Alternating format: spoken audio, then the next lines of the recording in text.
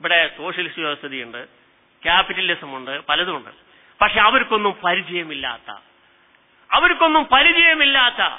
ഒരു സാമ്പത്തിക ശാസ്ത്രജ്ഞന്റെ തലയിലും ഇതുവരെ ഉദിച്ചിട്ടില്ലാത്ത, എന്നാൽ ലോകത്ത് ഏറ്റവും അത്യാവശ്യവും ജനകോടികളുടെ നമ്മളൊക്കെ പറയില്ലേ കണ്ണീരൊപ്പാൻ എന്നൊക്കെ പറയില്ലേ, അതിന്റെ അപ്പുറവും ഒപ്പാനും എല്ലാവർക്കും ദുരിതങ്ങളും പ്രയാസങ്ങളും ദൂരീകരിക്കാനും ഇത്രമാത്രം പ്രായോഗികമായൊരു രീതി വേറെ സാമ്പത്തിക ശാസ്ത്രജ്ഞർ അവതരിപ്പിച്ചിട്ടില്ല. അതിലെ ഒരു മരുന്നാണ് ഞാനീ പറഞ്ഞത്. അവരുടെ സമ്പത്തിൽ വിശ്വാസികളുടെ സമ്പത്ത് തടയപ്പെട്ടവർക്കും ചോദിച്ചു വരുന്നവരുടെയും അവകാശമുണ്ട് എന്ന് ഇങ്ങനെ പറഞ്ഞ ഒരു ശാസ്ത്രജ്ഞൻ ലോകത്തില്ല. ഏത് സാമ്പത്തിക ശാസ്ത്രം അങ്ങോട്ട് ചിന്തിച്ചെത്തിയിട്ടില്ല. ഇസ്ലാം മാത്രം കൊണ്ടുവന്ന ഒരു പുതിയ നൂതനമായ ചിന്താഗതിയാണത്. അപ്പോ ഒരു മുസൽമാന്റെ സമ്പത്തിൽ, മുസ്ലിമിലേക്ക് തിരിച്ചു വരാ, എന്റെ സമ്പത്തിൽ, നിങ്ങളുടെ സമ്പത്തിൽ എന്റെ മാത്രം അവകാശമല്ല, എന്റെ ജീവിതത്തിന്റെ അടിസ്ഥാന ആവശ്യങ്ങൾക്ക്, ആഹാരത്തിന്, വസ്ത്രത്തിന്, ചികിത്സയ്ക്ക്, കുട്ടികളുടെ, ഭാര്യയുടെ, ആശുപത്രിയൊക്കെ ഭക്ഷണം, വസ്ത്രമൊക്കെ കഴിഞ്ഞാൽ പിന്നെ അവശേഷിക്കുന്ന സമ്പത്തിൽ വേറെ പലരുടെയും അവകാശമാണത് എന്ന് മനസ്സിലായോ പറഞ്ഞത്?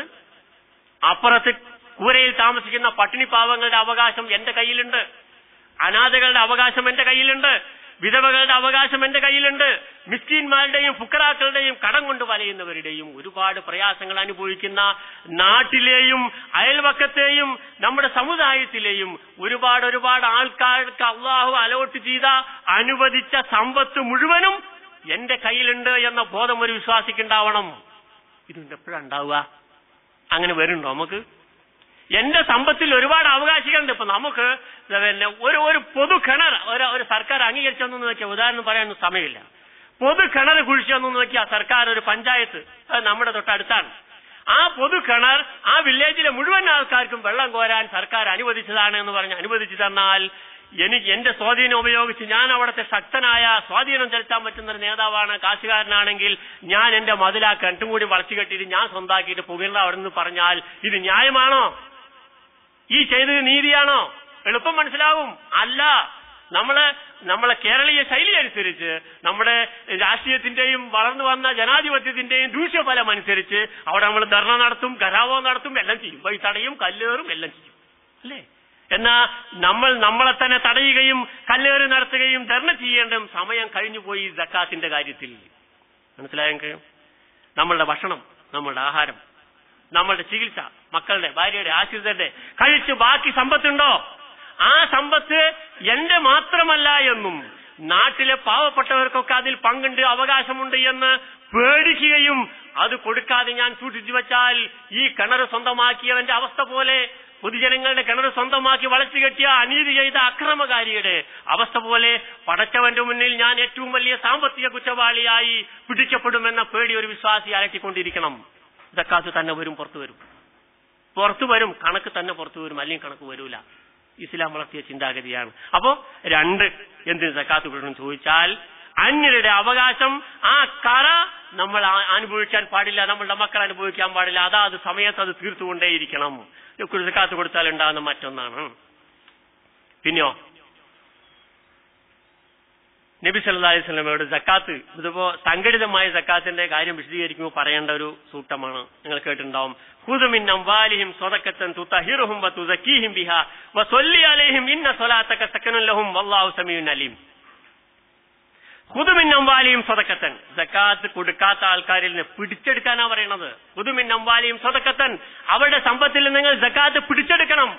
മുസ്ലിം ഭരണം നിലനിൽക്കുന്ന പ്രദേശത്ത് മുസ്ലിം ഭരണാധികാരിയോട് പറയുകയാണ് സക്കാത്ത് പിടിച്ചെടുക്കണം.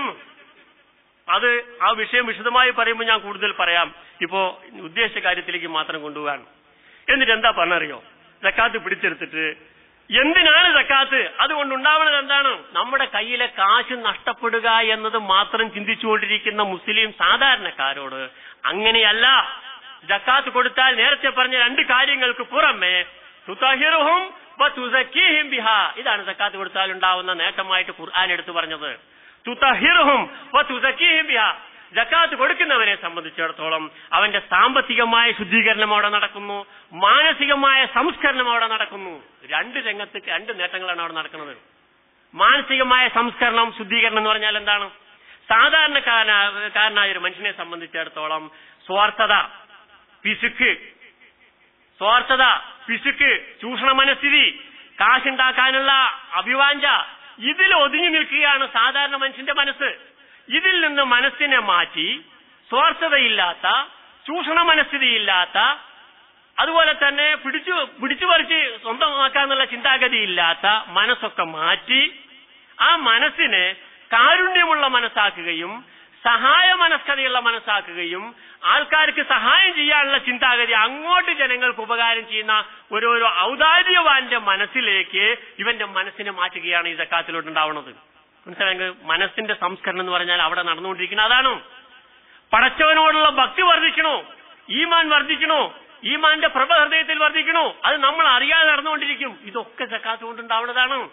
ഇത് നമ്മൾ അറിയണില്ല. ഖുർആൻ പറഞ്ഞു, തുതഹിറുഹും, അവരെ നീ പരിശുദ്ധമാക്കാനാണ് അത് ചെയ്യുന്നത്. വതുസക്കീഹിം ബിഹാ, അവരെ സംസ്കരിക്കാൻ വേണ്ടിയാണ് സക്കാത്ത് പിടിച്ചെടുത്ത് വിതരണം ചെയ്യുന്നത്.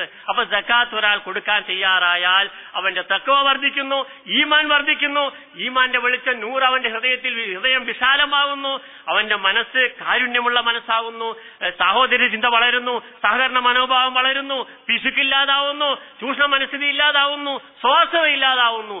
ഒരുപാട് മനുഷ്യന് ദുനിയാവിൽ ഏറ്റവും കൊള്ളരുതാത്തവനായി സമൂഹത്തിനിടയിൽ അറിയപ്പെടാൻ കാരണമാകുന്ന, ആഖിറത്തിൽ ഏറ്റവും മോശക്കാരുടെ കൂട്ടത്തിൽ ഉയർത്തെഴുന്നേൽപ്പിക്കപ്പെടാൻ കാരണമാകുന്ന ഒരുപാട് ദുഷിച്ച സ്വഭാവങ്ങളിൽ നിന്ന് സക്കാത്ത് കൊടുക്കാൻ സന്നദ്ധനാവുന്നവന്റെ മനസ്സിനെ സംസ്കരിക്കുകയാണ്.